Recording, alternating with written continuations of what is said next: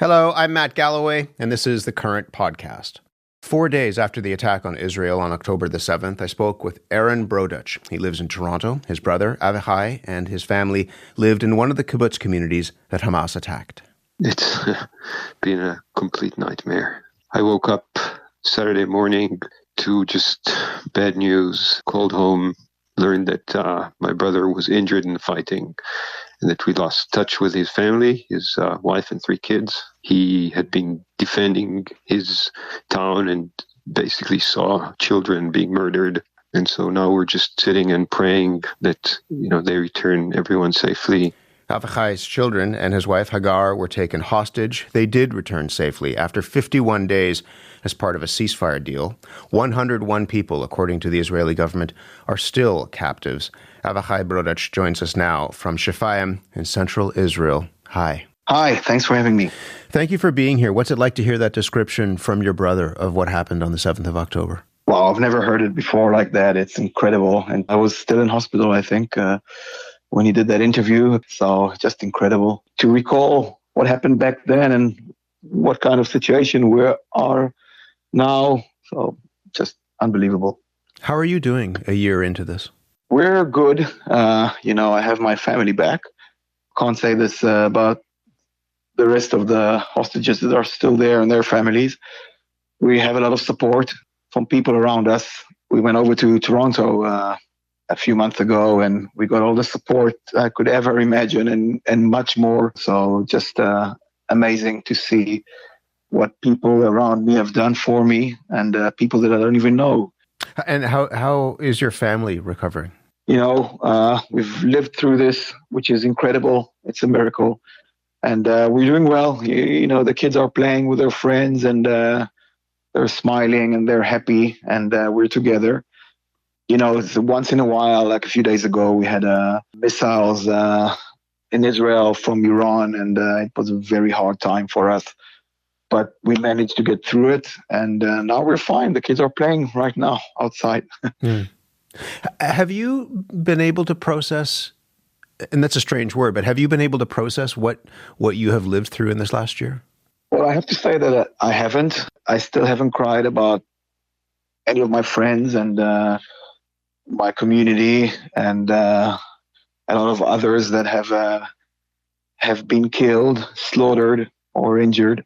This morning, I actually went over to the Nova Festival where all these innocent people have been slaughtered. It's just incredible going there and seeing the pictures of such beautiful people. Just to imagine what happened over there, it was beyond words.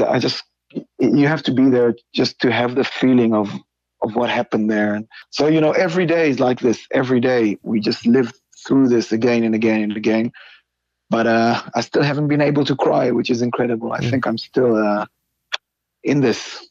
How do you reckon with the fact that, as you mentioned, you have your family back, but there are still so many hostages a year after these attacks that have yet to be released? How do you reckon with that?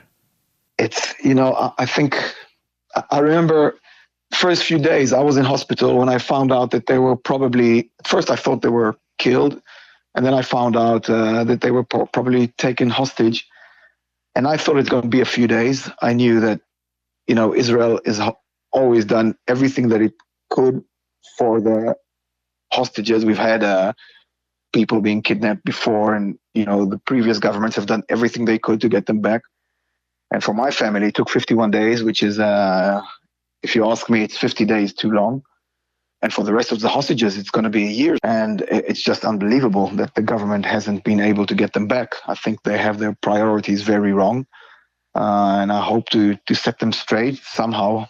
Tell me about those priorities, because you, before your family was released, people may remember you had this, one-man protest outside of the Ministry of Defense. You and your dog set up a chair. You sat there trying to change those priorities. The Prime Minister of Israel, Benjamin Netanyahu, has said that he wants total victory, that he will prosecute this war in Gaza to destroy Hamas, and that goal is non-negotiable. Why do you say that that's the wrong priority? Well, saying total victory is just a word, 2 words, that it doesn't mean anything. He knows it doesn't mean anything, and he still keeps on saying it. Nobody's ever said the word peace in, I think, maybe 20 years. Nobody said the word peace, and that's what I want to hear. I don't want to hear total victory. It's just total victory nonsense. We want our people back. They're still alive. We want them back alive, not in boxes. And it's just incredible that these people were taken from their homes and they're still over there, being starved. I know they're starved because my family was starved, and they're treating them, in just inhumane ways, and they're still over there. I don't see any end to this. It just keeps on going and going, and all we want is peace. How big of an obstacle to peace do you think the Prime Minister is? Well, I think it's 50%. It's 50% our side and 50% on their side. I think it's obvious. It takes two great leaders to make peace.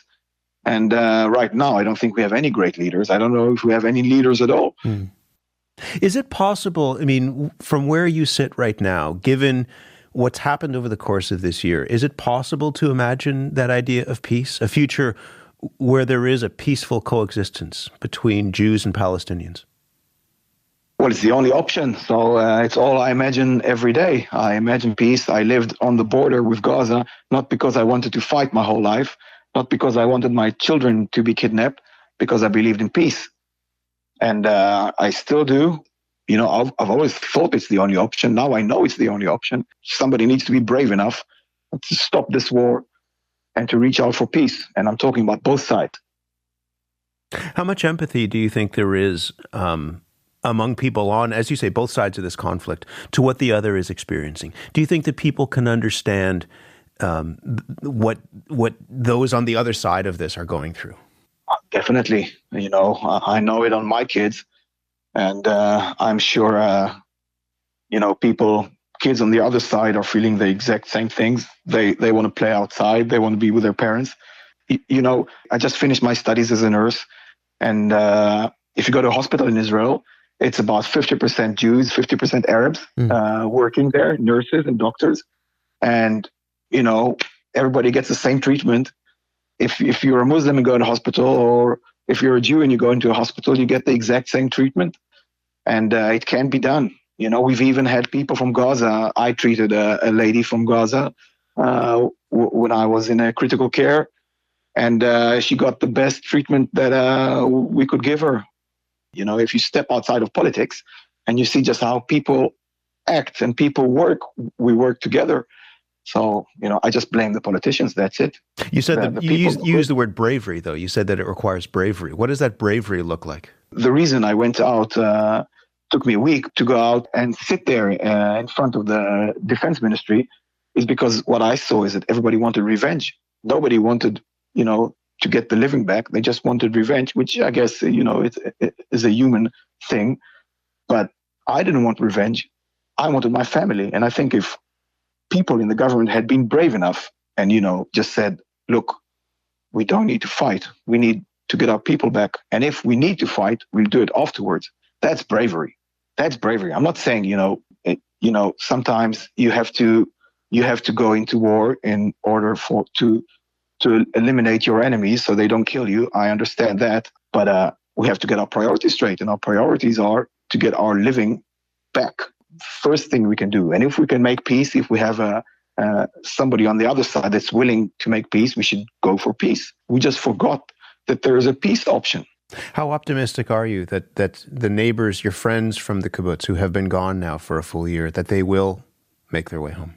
Oh, it comes and goes. I have to say that some days I'm less optimistic, and others I'm more, but I say on average I'm optimistic. As Jews, that's our only option, being optimistic.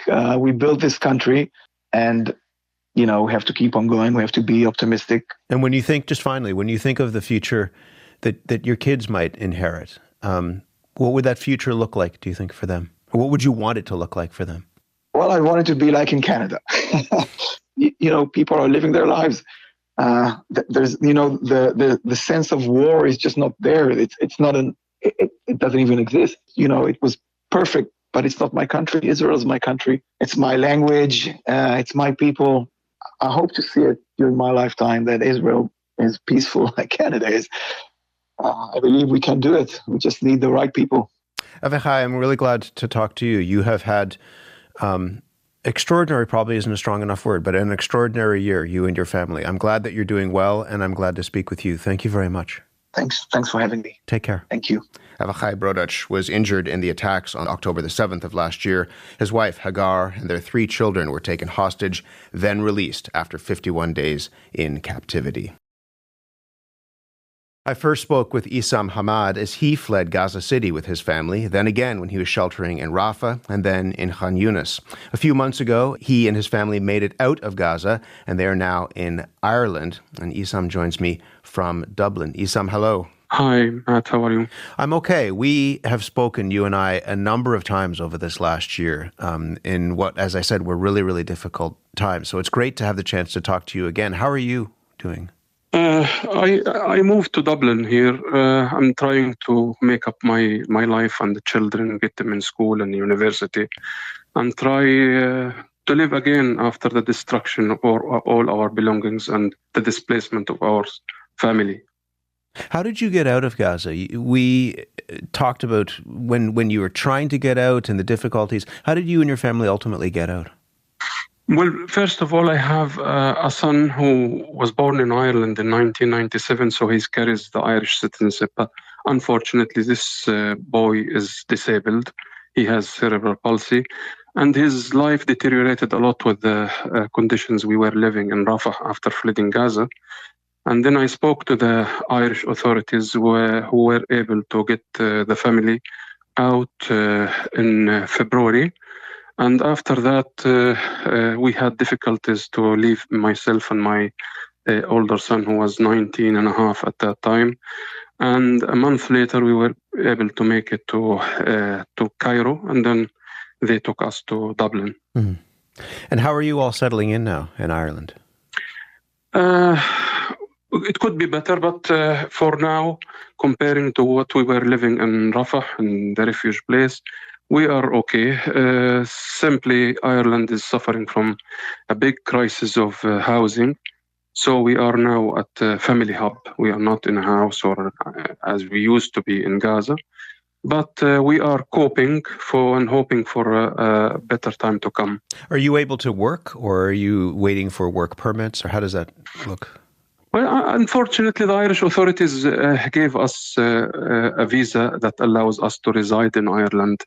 But when we arrived in Ireland, they did not give us the residence permit. So we had to apply for refugee status in June. And according to that, I'm not allowed to work except after 6 months of my application. So I'm trying to wait until the time comes, and then I will put a work permit application and start searching for a job, but that will take time. You mentioned getting the kids into school. How have the first few weeks of school been for them? Well, they started at the end of August, but once I arrived in Dublin here in end of March, I started approaching the schools for them to learn the language and be able to speak. And I spent that time from let's say April to August teaching them the English language, and they are now enrolled in school normally. They are having difficulty. Of course, they are not like me, for example. I used to live in Ireland between 1983 and 1992. I'm a graduate from Ireland. So it's not the same for them. They are trying to learn a new language, but they are coping. And also the child who was in university in Gaza, who finished the first year in artificial intelligence, he has a place now in Ireland in TUD, and he's starting his second year. Given everything that you all have gone through as a family, as a father, what is it like for you to watch them start to settle in and get into new routines and play with other kids and make new friends and what have you? Well, it's not easy. Honest to God, even though I used to live in Ireland, it's not easy. After all these years I have left, and also not having all the means necessary to, for example, have a car for transport and going here and there, it is difficult. But look, Matt, and the listeners, we have gone into a huge problem, huge catastrophe. And we are trying to look ahead for the future, not to look at the back. And things are difficult, but we are trying to cope until we settle completely here in Ireland. Mm. You still have family and friends in Gaza. What do you know of how they're doing? I do, and they are having a big problem, having food and drinking water, and also trying to hide from the bombs. Things are very, very difficult. I still have relatives there, though my father we have evacuated him to Cairo. He's 94 years old, and it was very difficult getting him into Cairo, and my sisters, and also my son and my daughter, who are married and with their families. I also moved them to Egypt, and I'm supporting them there. Lots of things are going in the head. I can hear it in your voice. I mean, you're carrying a lot. Yeah. What can you do? You are supporting all of these. What can you do? All of a sudden, without warning, everything is turned upside down. And the worst moment of it all, when I received the photographs or the video of my house, which I spent more than $200,000 building it, it was put to ground with everything in it. So look, all my savings, 35 years of it is gone. How do you cope with watching what's happening in Gaza from a distance? With grief. With grief? With grief. Yes, with grief. Everything. Crying more than you are happy. Look at what happened to the people. Look how many innocent people has died because of this. Look at that. Everything is very bad. You're trying to ask yourself, what are these millions of people who are innocent and have nothing to do with the problem? Why is everybody watching? Why is that?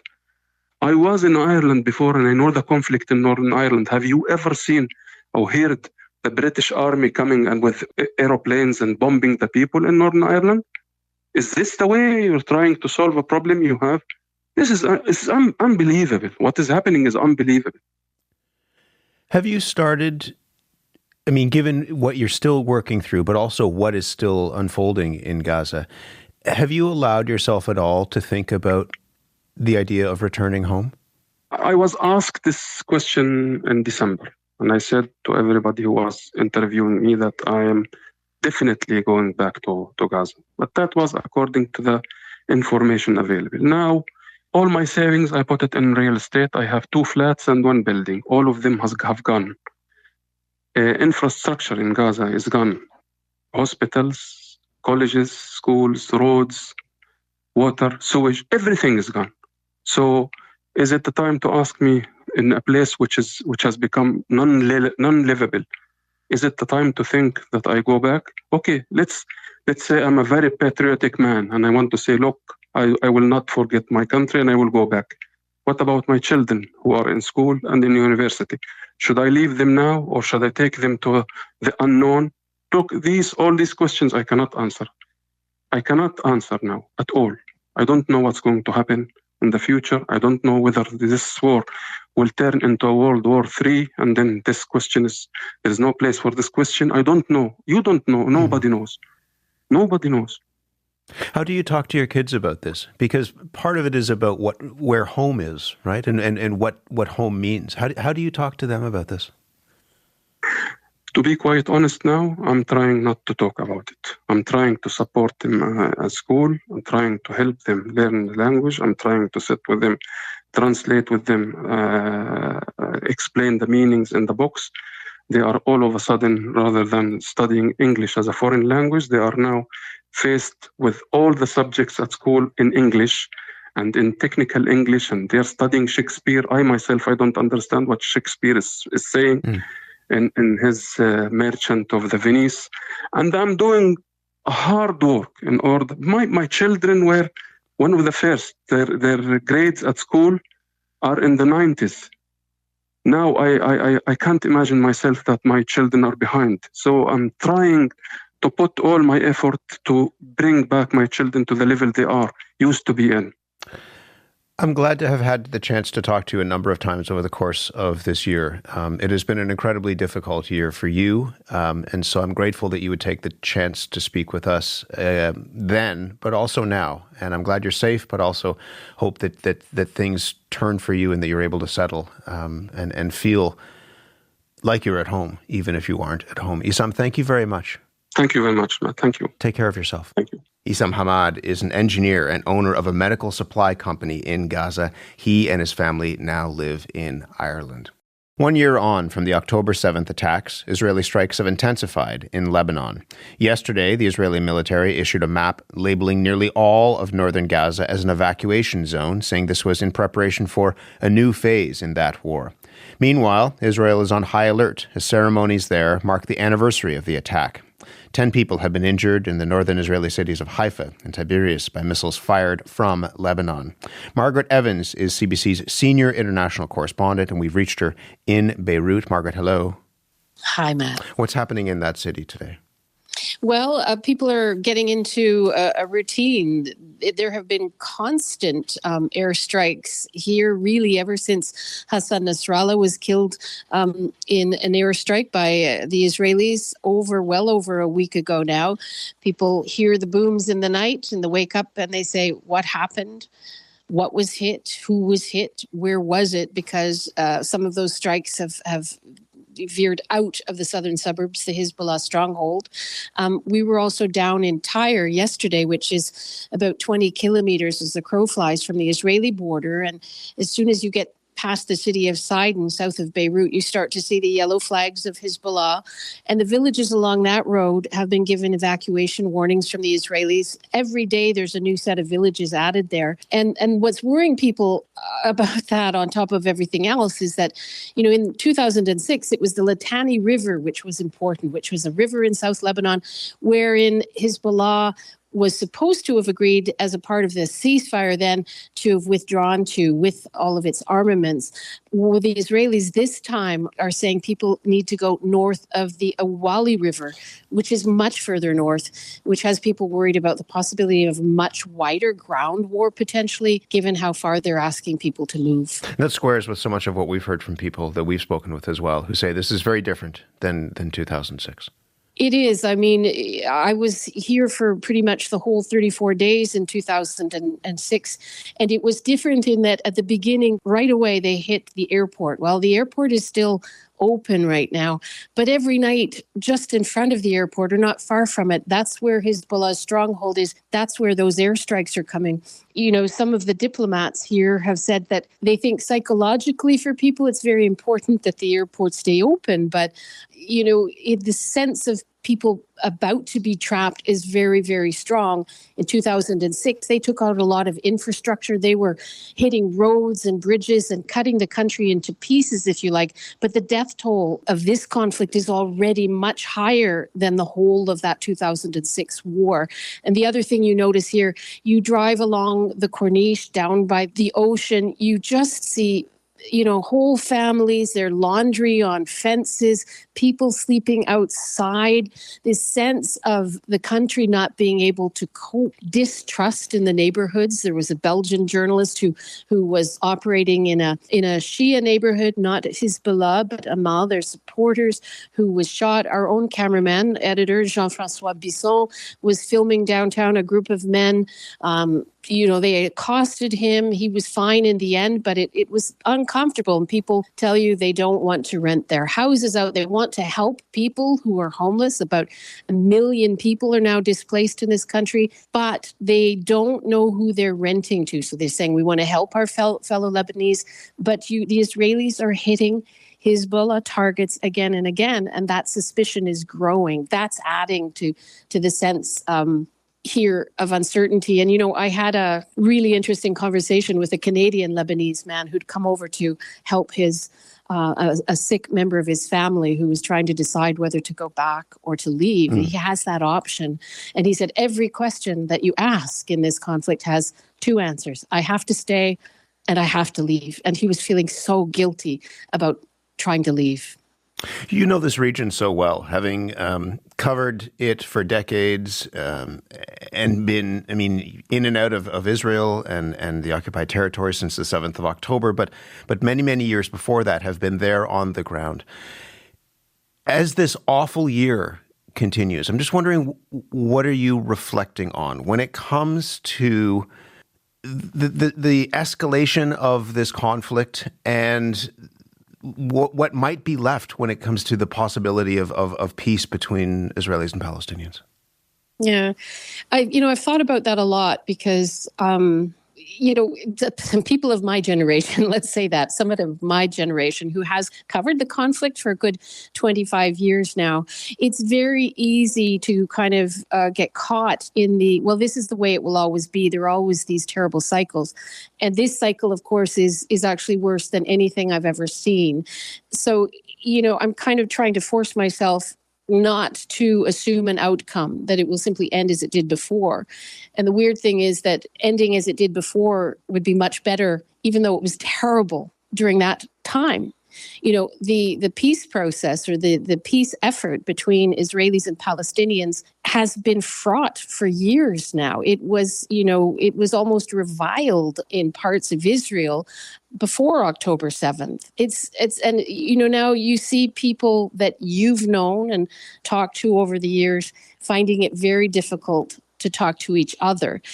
But, people will always try to find a foothold, and the movement is not dead. And what you're finding now is that some of the people who've been through so much hardship are the ones who are saying, actually, this has to be the last war.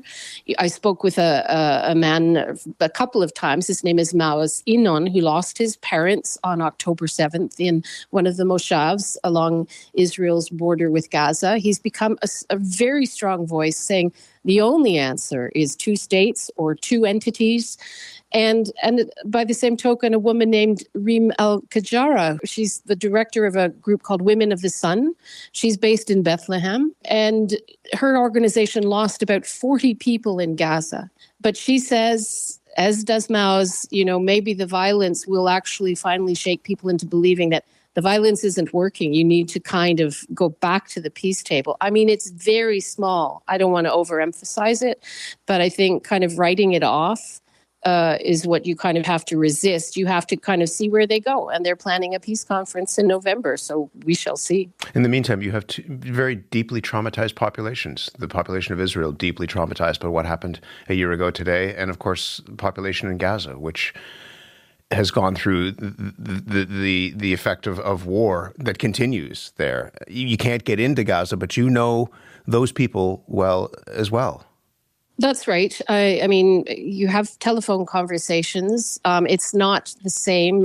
Obviously, the Israelis do not let foreign journalists in, or are not letting foreign journalists in during this incursion. They have in the past. And one of the things that comes to mind most for me is a conversation maybe around 2014. You could get in, obviously nowhere near the scale of destruction now, but I remember having a conversation with a translator who worked for a colleague of mine for Radio Canada, and I knew him over the years. I remember him talking to me about being afraid, feeling afraid as a father. And hearing an explosion, a building come down, a sonic blast, not being able to contain his fear. And what that meant to him as a father, showing his fear in front of his child. And I just, you think of that exponentially, and you think of the kids who are seeing the fear and seeing their father's shame almost at going through that. And talking to people who've never actually been out of the Gaza Strip. I met a young man in 2021, I think, again after another incursion, who during the interim had written to me when he got permission to go to Jerusalem, to go to the mosque, the Al-Aqsa Mosque for the first time, and what a moment that has been for him. And he, of course, has been in writing to me through this conflict with his family, moving around here and there. So you do, of course, see the impact and how it's changing people. Margaret, I'm really glad to have you there talking us through this over the years, but certainly on a day like today as well. Take care of yourself, and thank you very much. Thank you, Matt. Margaret Evans is the CBC's senior international correspondent. She is in Beirut. Janice Stein is the founding director of the Monk School of Global Affairs and Public Policy at the University of Toronto. Khaled Elgindy is a senior fellow at the Middle East Institute and author of Blind Spot, America and the Palestinians from Balfour to Trump. Good morning to you both. Good morning, Good morning. Matt. And good morning, Khaled. Thank you both for being here. Thanks, Khaled, good morning. the Israeli Prime Minister Benjamin Netanyahu has said that Hamas must be completely destroyed before Israel ends the war in Gaza. He's talked about this idea of total victory. A year into this war, what is the state of Hamas today, do you think? Well, there's no doubt that Hamas militarily has been severely degraded to the point that the President of the United States has come out openly since last May and said that there are no more military achievements that Israel can pursue in Gaza. It's Hamas has effectively been defeated, at least militarily. It remains politically, of course, a force in Palestinian politics. It will remain a force for the foreseeable future. Its popularity has grown, not in Gaza, but in other parts of Palestine, in the West Bank, in Jerusalem, in the diaspora. So the goal, of course, of total victory was never achievable, and it's I think has been a pretext for one, keeping Benjamin Netanyahu in power, and two, just having a kind of forever war that Israel simply can't win, and that keeps expanding, as we now see in Lebanon.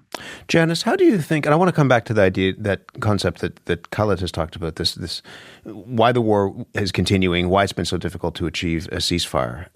How do you think Israel is different a year after the attacks on the 7th of October? I think you said in your discussion with Margaret, Matt, it is a traumatized and scarred country, completely different from what it was before. It's difficult to believe because you see the military might and the capacity that it is using now in Lebanon and has used in Gaza. But the fear penetrates to individual homes where people are reenacting October the 7th over and over and over and are buying guns in case that kind of thing happens to them and their family.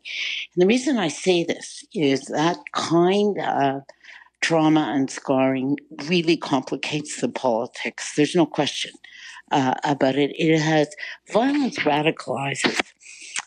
It's radicalized the Israeli population. It's radicalized the Palestinian population. And violence without, as Khaled just said, without a political path out of it, without a path for Palestinians to have a political future for themselves, is ultimately purposeless and never results in victory. Is that why, from your perspective, it's been so difficult to achieve a ceasefire? There are many people who, as this war unfolded, were thinking, this can't last more than 2 months. It can't last more than 3 months. It can't last more than 6 months. Yeah. Janice, is that why, in part, the hardening of the population makes it difficult politically to end the war? I think it's the combination of the two. It's the hardening of the population, which is very real, and it is the failure of the Prime Minister to agree to a political path which provides any viable solution for Palestinians. The military targets. This was never a symmetrical war or a war that should have gone on for a year in any way. It has gone on simply because, as Clausewitz said, war is politics by other means, and what's been missing here is a political strategy. Khaled, from your perspective, why has a ceasefire been so difficult to achieve? I mean, you're talking about the capacity of Hamas. Hamas fired a couple of rockets into Israel today, on the 7th of October, injuring people near Tel Aviv. Why is it so difficult to figure out a way to stop this war a year in? Well, I mean, I think it's just as we've just heard, there isn't a political exit strategy. Israel's never had an exit strategy, and I think it's important. So while clearly, yes, the Israeli Prime Minister has his reasons for continuing this, I think an enormous share of the blame also must fall on the United States as Israel's chief ally and as the most important and most powerful political actor in this whole arrangement. And it was really the responsibility of the United States to provide Israel with that exit strategy. And so while there is a ceasefire plan that the Biden administration has put forward, they've kind of treated it as a kind of optional. Israel, if you feel like it, here's a plan. But in the meantime, they've been supporting the war effort quite vigorously and in an almost uninterrupted way, supplying weapons. Their diplomatic efforts, I think, have been undercut by the fact that they are still underwriting the war, and kind of as Netanyahu keeps shifting the goalposts, they follow right along. And so the Biden has given the Israeli prime minister far too much latitude, and really virtually no pressure at all. And I think that's why we are where we are. I mean, the Hamas and Hezbollah and Israel, they're going to do what they do given their dynamics and their power asymmetries. It was really up to the international community and especially the United States to put a stop to this. But because most of the costs are borne by Palestinians and now Lebanese as opposed to Israelis, I think that hasn't given them a real sense of urgency, since it's not Israelis who are doing the dying at this moment. Janice, what is Joe Biden's legacy here on this? I mean, partially as somebody who wanted to, as he leaves the presidency, have some measurable steps toward a peace agreement. But also, I mean, you're seeing it influence the U.S. election right now. In Michigan, for example, huge numbers of Arab American voters are saying that they're abandoning the Democratic Party. What do you think Joe Biden's legacy is here? Well, this is, he clearly did invest energy. He and his team in a ceasefire, and they have failed to deliver that. But I think there is a larger context, and I would shade what Khaled just said a little differently. There's always been the temptation of those who watch terrible violence in this part of the world to just say, well, the international community has to do something about it. Big powers almost always fail in forcing smaller allies to do things. Hamas has resources and staying power.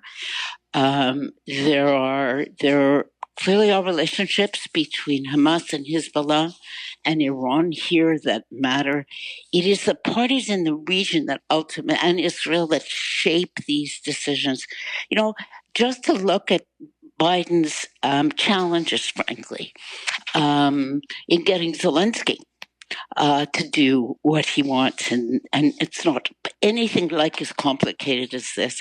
I think that almost visceral impulse so many of us have, the international community, Russia, the United States has to do something, always fails. Peace or war is made by the parties in the conflict. We take away the agency from them, frankly. Where does that leave the conflict now? I mean, there's the real belief that there could be a direct Iran-Israel war now. How worried are you about that, Janice?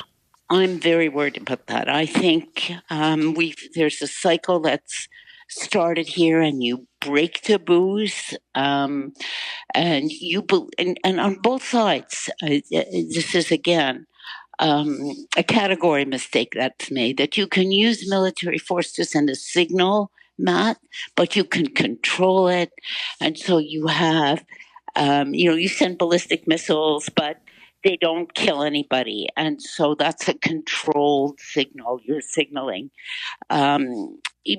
it's you go over the edge when you break taboos like this, and they're locked in a cycle, and I can see it and feel it. Where there's going to be escalation, and we are in uncharted territory here. This is, in a sense, it starts, and leave aside the longer term causes, just the moment it starts. But we use ballistic missiles against a nuclear power.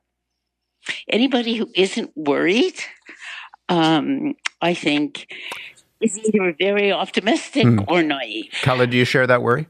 Oh yeah, absolutely. I think this is an extremely dangerous moment. We're just kind of waiting for the other shoe to drop when Israel is going to respond in some way to Iran, and it's likely to be a very, very large response. And then we'll have to wait to see how Iran responds to that.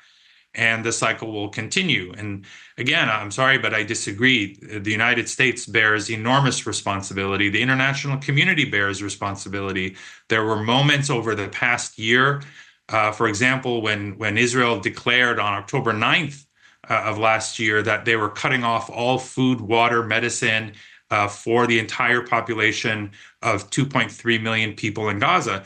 There was no outcry from the international community. That should have been ended. That should have been stopped in its tracks. I mean, you cannot starve a population as a weapon of war.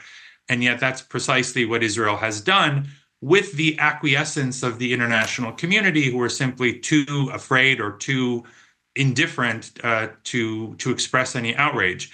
So this is a hugely asymmetrical war, as we all know.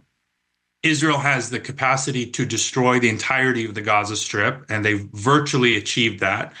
It's simply not reasonable to say there's nothing anyone could have done. There's nothing that the United States, as Israel's primary weapons supplier and political benefactor, could have done. They did all that they could.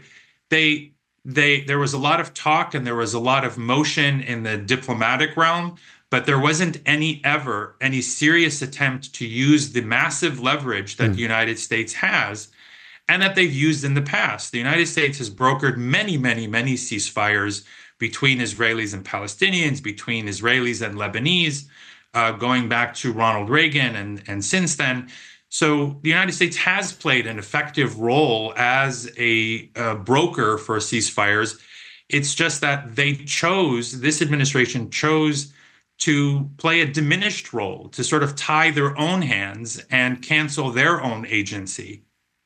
We're just about out of time, but I will ask, a year into this iteration of this conflict, Janice, is there any hope? People talk about a two-state solution. Bob Rae, ambassador for Canada to the United Nations, was on this program talking about how Canada still firmly believes in the idea of a two-state solution. Is that at all realistic?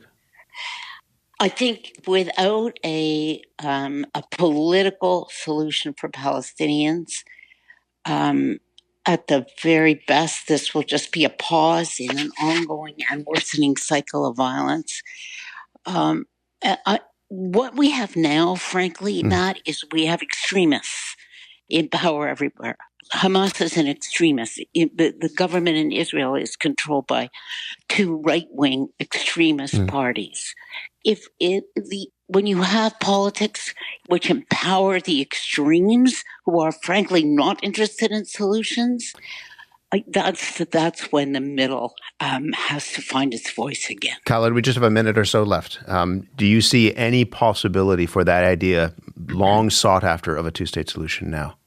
I don't. I think it's been reduced to a kind of throwaway line, a platitude. It's a talking point to mention two-state solution. It's not a political horizon in and of itself. I think it's totally disconnected from the reality on the ground, including the fact that you have an Israeli government that is determined to destroy any vestige of a Palestinian state in the future.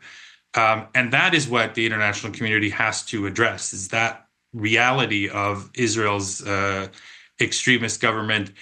It isn't Hamas. Hamas isn't the leader of the Palestinian people, but this war is sort of making them the de facto leader, given the absence of any political track at all.